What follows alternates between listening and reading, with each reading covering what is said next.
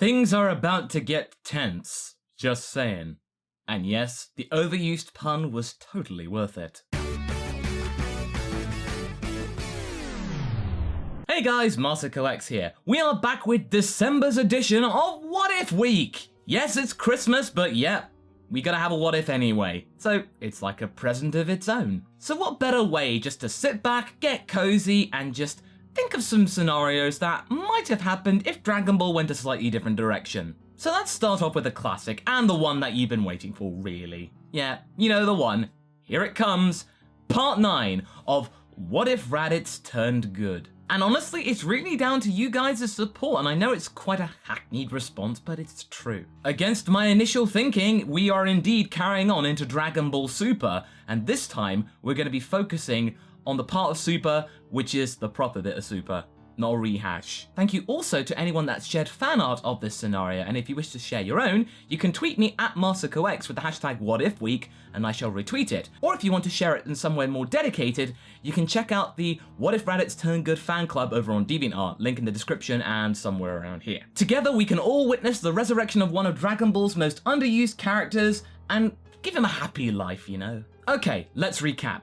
In the last part, we covered the 2 initial movie arcs of Dragon Ball Super. You know the ones. How are they different exactly? Well, not too much as in previous parts because of the story limitations, because most of it's about Goku. But the Resurrection F arc did open up some very interesting potential ideas. Raditz and Vegeta's long-lasting hatred towards each other reached a flashpoint, where Vegeta had been basically seeing his desire to get his revenge on Frieza taken away from him by one of his lackeys, and that was the last straw. Now filled with rage, Vegeta has gone rogue, and no one knows what he's planning or what he's up to currently. As for the kids, again, the story is pretty restrictive, especially in Super towards later on in the arcs. There's really not much to do with the kids save for the Potaro Arc. I mean, we had to shoehorn in some of those moments because there wasn't really much to go with, so that does mean that you can experiment, but in terms of the canon, you're kind of scraping the bottom of the barrel. So let's start part 9 and a chance for Dragon Ball Super to be its own thing instead of a clone of 2 movies. Of course, this is the beginning of the Universe 6 arc, where Beerus and Champa are having a typical brotherly spat about who is the better god, and who gets to have the Earth of Universe 7 after all. This all ends up with a tournament being devised 5v5 about who gets to have Earth. Before that happened though, Goku and Raditz were on Beerus' planet training with Whis, and trying to hone the Super Saiyan Blue power that they just recently acquired. After they find out about the tournament, Goku and Raditz are given their marching orders to try and find some fighters from amongst their ranks to actually come to the tournament. Raditz is very concerned at this point that the sake of the Earth's future is being just settled on the sake of a brotherly feud, but Goku's not worried too much because, as he rightly points out, the Earth isn't in danger per se, it's just a case of it moving somewhere else. He's not fully convinced, but he does feel a little bit better. They then return to Earth to get Bulma to make the Super Dragon radar, so that means they can find the last Super Dragon Ball that Champa hadn't collected. They then also pick their team for the tournament. Piccolo's a no-brainer because he is game for the tournament, and Beerus has someone up his sleeve, later we know to be Monica, to actually try and get Goku to become even stronger. Gohan is still not selected because Goku's keen not to take him away from his studies and his precious conferences. So what about Vegeta then? Wouldn't he be right? So that means you can have 3 Saiyans in the roster? Well, Raditz is particularly averse to having Vegeta in close proximity to him, but Goku's still keen to at least ask Vegeta, so he goes to find him on his own. He asks if the fool Raditz is taking part in the tournament. Goku says yes. Vegeta then blows up a nearby mountain, and well, there's your answer, he says. Goku is feeling a little uneasy now because Vegeta won't help, and Vegeta's still plenty strong. The prince then states that he is too busy to help out in piddly tournaments because he's trying to find a new power of his own, something that is true to the Saiyan bloodline and doesn't need the help of the gods to then give them a leg up or something. He will find it himself. Goku then leaves feeling both concerned and dejected. When he tells Raditz the news that Vegeta's not going to take part in the tournament, Raditz does feel relieved, but this does mean they have to still find one more person. But who exactly? Well, it's time for Ranch to step up. Masako, why are you inserting your original character into here? You're not sticking to the what-ifs! Well, okay, now, hear me out here. If Gohan's too busy and Vegeta won't take part, then it makes sense to at least have one of the kids take part because they can hold their own. Trunks would have been a non-starter because Vegeta would have forbidden him to take part if Raditz was involved. And then Goku feels like Goten wouldn't take the tournament too seriously. Goku's still not too sure about this, but Raditz has an ace up his sleeve. He says to Goku, "The fact that you snubbed my daughter for fusion training all those years ago, this will be the perfect way to make amends, right? Make sure that you're her favorite uncle, eh?" Goku then reluctantly accepts. Raditz then finds Ranch and tells the news. She is overjoyed about this. She gets to show her full potential. Launch is a little bit concerned about this and whether she'll be safe, but then Raditz assures her that no one's going to be destroyed, no one's going to die, everything will turn out okay. It's just a friendly little tournament, and at worst, the Earth will just be in a slightly different place. The worst Ranch could possibly get is a little scuffed up. Ranch then goes to find Trunks and Goten to tell them the good news, but Trunks is feeling a little sore about this because he wanted to show his potential at the tournament too, but his father wouldn't let him. But Goten, he is totally thrilled for his cousin's good fortune. Ranch then promises Trunks that she won't rub it too much in his face in a somewhat flirtatious manner because remember, she's got a little crush for Trunks and vice versa, but it's still in the works. "Don't worry, Trunks, it doesn't make you any less of a man," she says. Suddenly, Vegeta shows up without any warning as he's planning whatever nefarious deed he's doing and gives Ranch a scowl. He does not want her near his son and looks speak volumes. Ranch then is about to leave with Goten, but then squeezes Trunks' hand slightly as if to say, "Don't worry about him, everything will turn out okay." It's just a bit of solidarity there. Goku and Raditz then spend 3 years in the time chamber, and then when they leave, they spot Vegeta up on the lookout as well. For some reason, he's not wanting to grab Raditz's throat. In fact, he's being quite cordial.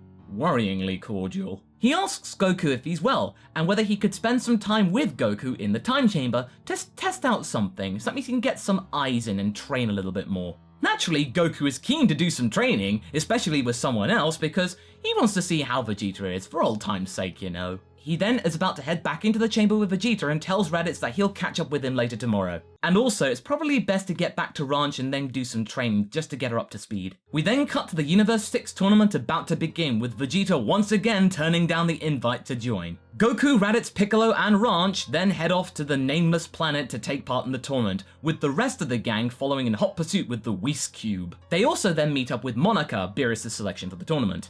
Kaaba then introduces him as indeed a Saiyan, and then goes on about the exposition of that the Saiyans of Universe 6 are much more peaceful, their planet Sadala is still alive and actually thriving, and everything turned out okay for the Saiyans. Raditz is absolutely overjoyed with this news, and he is much more enthusiastic than Vegeta was in the same arc in the original story. Together, Kaaba and Raditz are just a ball of laughter and, "Ah, excellent! I knew the Saiyans would indeed rise up and be thriving!" Raditz is so excited he brings Ranch over and says, "Look, Ranch, this is our heritage right there! You get to see your legacy!" But Ranch isn't particularly interested with this. Raditz then promises to come and visit Sadala once all of this is over, and Kaaba is thrilled for the prospect. Maybe they could even do some training together. You know, that whole prospect is a lot more concrete here than it was in the anime. The first 3 fights of the tournament, Goku vs Potamo, Goku vs Frost, and then Piccolo with Frost, happen as they do in the original story. Raditz is feeling very cathartic about all of this because he knew that someone who looks like Frieza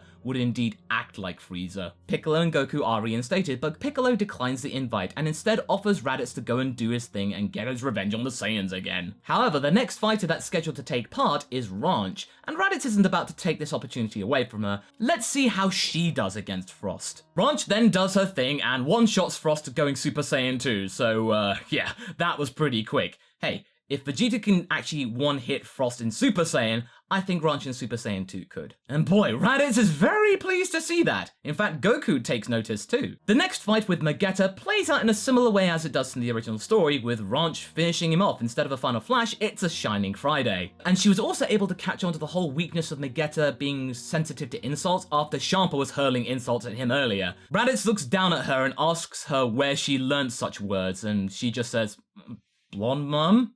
Raditz then goes, "Ah yes, that makes sense." Next up is Ranch vs Kaaba. Kaaba is very keen to talk to her and ask her about her Saiyan blood. She goes Super Saiyan and just tells Kaaba get on and go Super Saiyan 2, but he can't do it. Ranch tries to coax it out of him and she ultimately succeeds. Kaaba goes Super Saiyan. The fight continues, looking particularly even, much more so than the anime. This looks like it could go down to the wire. But then Ranch pulls out the ace up her sleeve, Super Saiyan 2. She ends the fight with Kaaba falling down to the ground. He is excited though to try out more of this Super Saiyan power. Ranch then congratulates her and looks forward to their next match, and Kaaba is indeed excited too, as well as thinking, wow, if she's strong, imagine how Master Raditz would be. So now we've got Hit. Hit has been particularly quiet in the tournament, as you all know, but how does Ranch face up against him? Can she actually do some damage? Oh my no. She is not going to get that. She is iced within a few seconds because of Hit's time skip ability. Raditz then goes to her aid and is utterly furious that Hit could be so cruel to a child. It's his turn next, and he is going to exact his revenge upon Hit. Oh no. Yeah, same result kind of happens, although this one takes a little longer. As you see, he goes blue. Hit just answers that immediately and just says, when's the real fight gonna start? It's down to Goku now, who's been reinstated because of the whole Frost fiasco, and the story then continues as it does in the anime. So after all of this, and once Ranch is recovered, she has gained a very significant Zenkai boost, much more so than she did in the Buu arc, so she's confident to see what she can do later on in the story. She reckons that she's just about as strong as Vegeta now, but little does she know about what Vegeta's been up to lately. We then take a bit of a break in the story and arrive at the Potaro Arc. That plays out somewhat similarly to the original, only with some slight changes. Ranch and Trunks are the ones to be sent off to the planet Potofu in the back of Monika's ship, and with Goten staying behind with Chi-Chi because he's gotta do some studying. They have to hold their own until Raditz instead of Vegeta shows up to try and take them home. He ultimately gets copied, and we get Copy Raditz, and then we see Raditz with the dummy fighting for his life. Goku and Vegeta then arrive to help, with Vegeta only being there to gloat at Raditz's misfortunes. And he's only towing the line with Goku for now, so that means he can enact his plan later. Copy Raditz is ultimately bested by Vegeta, with Monika getting the assist with the whole, destroying the core thing. And throughout all of that fight, Vegeta really went to town on Copy Raditz, and I can't imagine why. After all of that's done, Vegeta then turns to Raditz and gives him a very twisted look. It kind of looks like at this point that Vegeta's going slightly mad. He then explains that he only offered to help, so that means Ranch doesn't get to see her father die in front of her. It was just an act of pity.